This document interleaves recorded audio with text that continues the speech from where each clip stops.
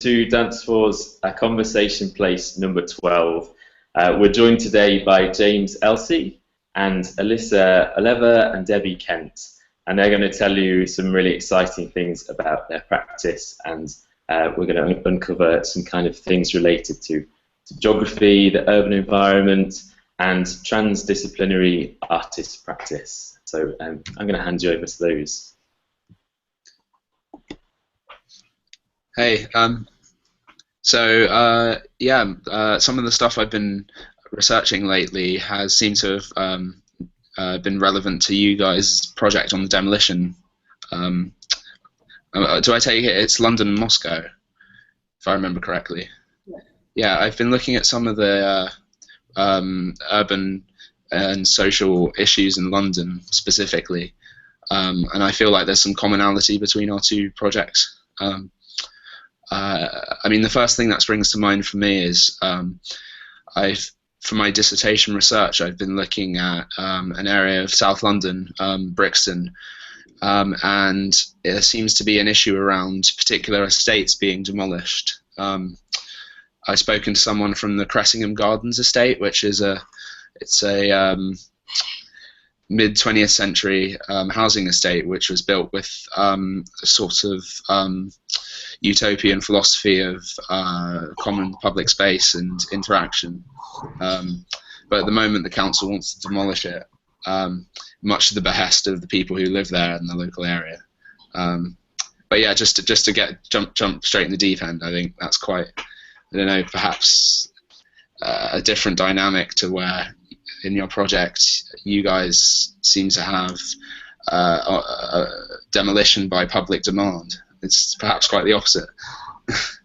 Yeah, I think we deliberately, that's sort of one of the things inspiring us was this idea that people are very disempowered by the way the city is transformed. The choices they make to demolish things or to construct things, and what would happen if we gave them the opportunity to have a say in that, even if it's just an imaginative action. Because what we do is we put up a map of the city and the stuff in London, and we invite people to demolish anything they want to by cutting it off, writing down the reason for why they've made that choice. And it seems like quite a small thing, but actually people take it really, really seriously, that the imaginative is huge to some people, and they find it very cathartic. And we end up, at each session when we do it, we have this map of holes. So we did it in Manchester a couple of weeks ago. I discovered a lot about Manchester from the conversations that come up about why people choose and what they might put in its place, which isn't part of our question, but it's something that always comes up automatically. So interesting. Nobody has demolished Brixton, or I think anything in Brixton. I think there's a lot of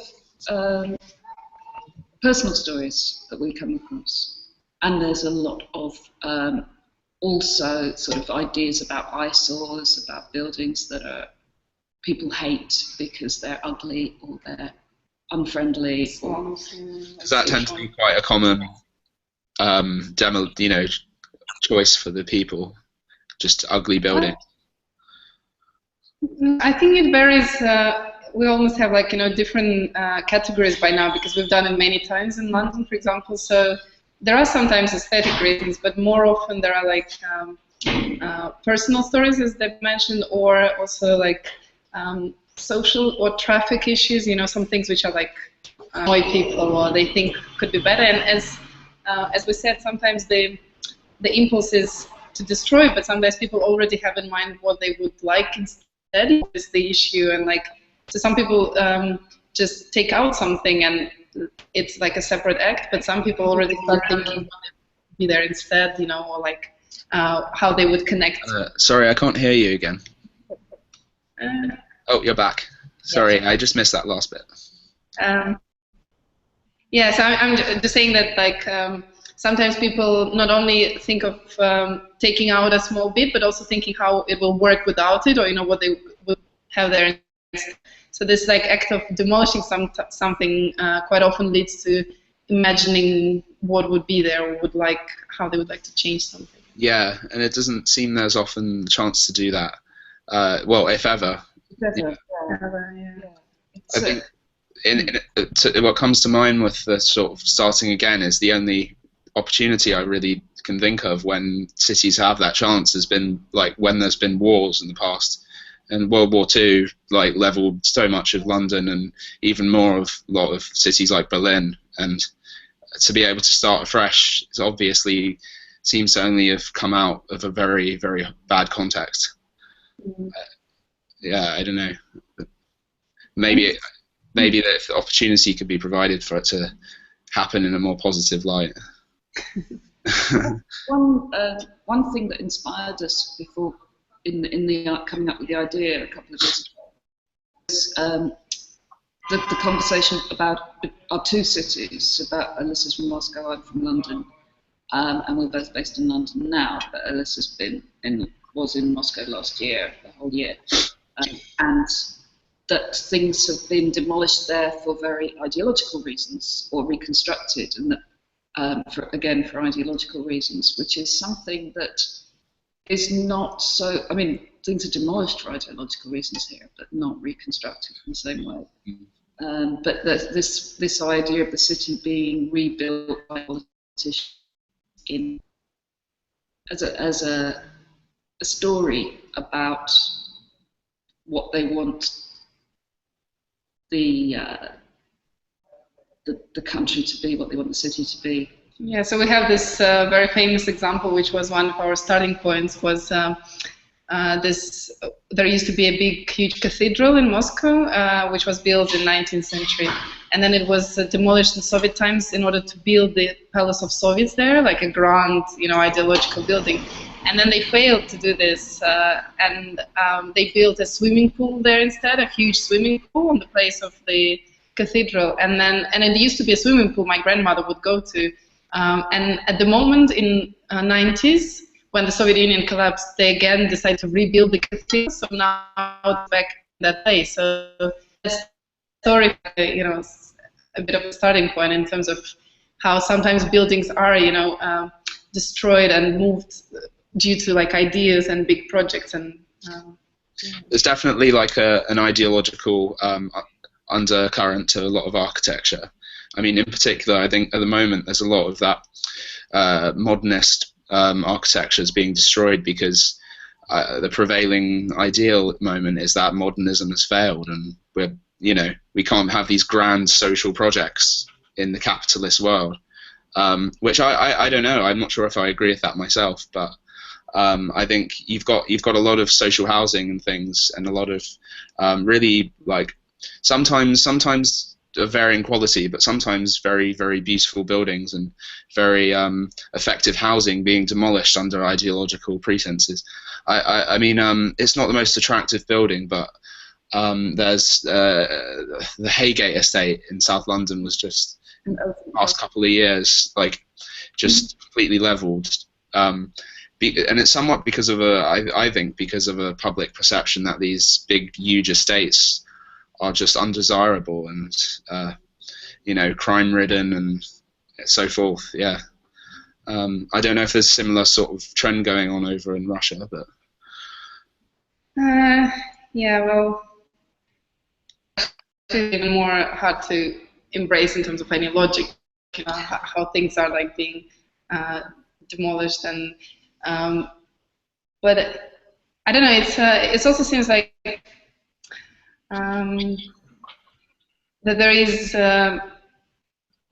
quite often, especially in Moscow at the moment, when something is being demolished, like that this almost like forced movement, that you have to like move somewhere else, and there are a lot of these people who've been investing some time into that place, and then like their movement is forced to go like somewhere else, and they're not like really asked about it. So yeah, I think this is the same in London as well. Yeah, Definitely. I mean, I recall seeing a map of that particular Haygate estate, and it showed where the people who lived there had been relocated, and most of them actually lived nowhere near the original site. And that's a direct result of the house price situation and rent costs and things. This is very much a live issue in Brixton, isn't it? Because this idea of cleansing, and that projects are being moved out of areas, and this whole luxury flat building mania is going on. Yeah, it is with when we with the Demolition Project as well. Sometimes people had this tendency also to move things. Like they would cut something in one place and try to move like closer to their place, or like to move to other to make their home area pleasant. Yeah. To move parkland sort of closer to them, or to move ugly buildings out of the way. So it's interesting how sometimes you have this idea of like you as a body, but sometimes in real life it's more often that you are forced to move during because of all this demolition. So it's your movement is forced rather than you collecting things around yourself. Yeah, and yeah, definitely. I think you don't consider some of the aspects of relocation, and as such, it's just I think the afterwards is very much sometimes ignored. I mean, over here over in Nottingham, there's right outside my window, there's the last of 5 big tower blocks, which you might be able to see on the webcam. I don't know if you can see that in the background. But yeah, we see that. But it's just literally outside. It's perhaps a great example of that.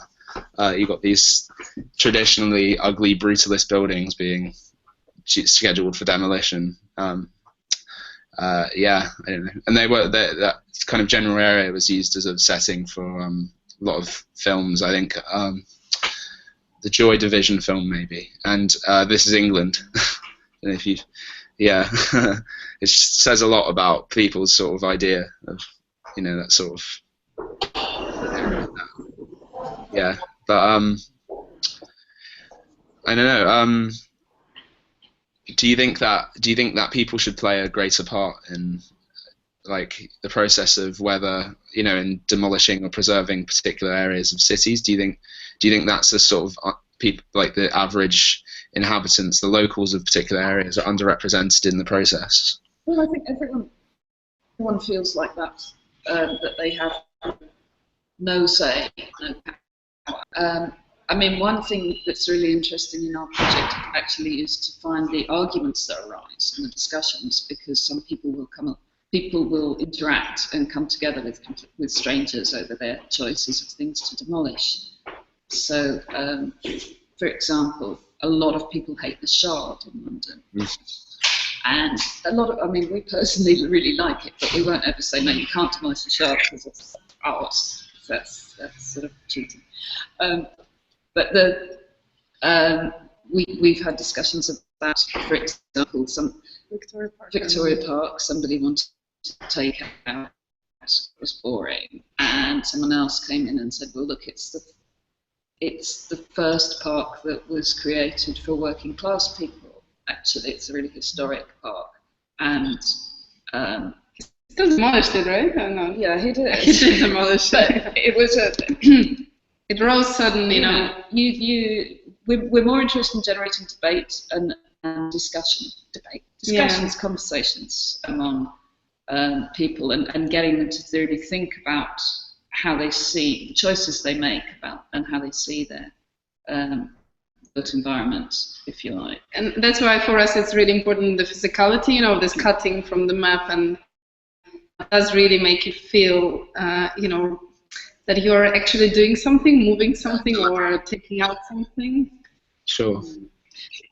And what's interesting is every time we do it, people will take big shopping centres. People hate shopping centres when they come to our map, and streets as well. So in London, both the Westfields, Rich streets, like yeah, but you know the Westfields are guaranteed to go. Westfield Stratford, Westfield, the one in West London, and Again, maybe an ideologically based demolition, but on the towards the experience. People talking about the experience of shopping there, and in Manchester, I think all the main shopping centres in the centre of Manchester went, and yet you go to Westfield Stratford, it's full of people. They love it. Yeah. In practice. So what they're thinking about when maybe it's also because it's a place to. There's nothing to do. I don't know. Is that whole area of Brixton, which was transformed for the Olympics, is a big area of contention. That people always they have quite strong emotions around it because the change there has been so recent and so radical, and people lost things like allotments and green space. And it would be interesting to do it in Nottingham at some point and see what would be gone. And no, it's definitely changing quite quickly here. It's a prime example of that. Well, I mean, sounds very interesting. Thank you. To bring it back to Nottingham, it's really fascinating being part of just listening to what you're saying, and it feels particularly relevant to some of the things going on in Nottingham.